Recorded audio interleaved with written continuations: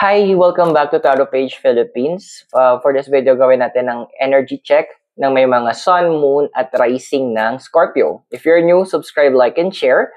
At kung tanda natin, the readings are for guidance purposes, so use your free will wisely. So Scorpio, your deity we have is Athena.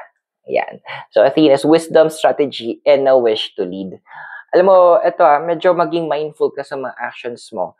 Especially with your emotions. Kasi, kung tama yung naalala ko, si Athena kasi siya yung, sinumpa niya si Medusa. So, sometimes si Athena kasi hindi siya nakinig kay Medusa na sinalbahay pala siya ni Poseidon.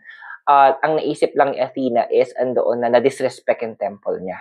So, ayun, pinarusahan niya si Medusa. Same thing with you. Ito na yung moment na wag mo hayaan, Scorpio, yung mga bigla ang rush decisions na yung magde-decide ka based on your emotions. Mag-breather ka muna. Kung andoon na kailangan mong mag-walk out for the meantime para mas maging klaro yung isipan mo, gawin mo.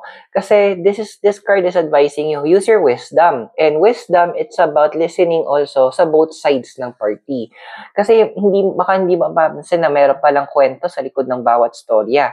Hindi mo nakukuha yung buong picture.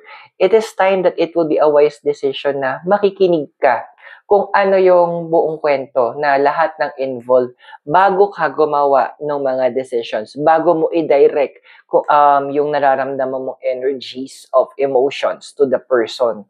Kasi may share ka naman na before nang naging bulag-bulagan ka kasi masyado mong inanticipate na baka mamaya magbago. Well, I'm sorry to say, may mga tao na talagang ayaw magbago. So it's time to use that wisdom. So I hope nakatulong yung reading. Those are for guidance purposes. Use your free will wisely. And kung bago ka, subscribe, like, and share para magkaroon ka ng access sa future videos natin. So I'll see you very soon. Bye!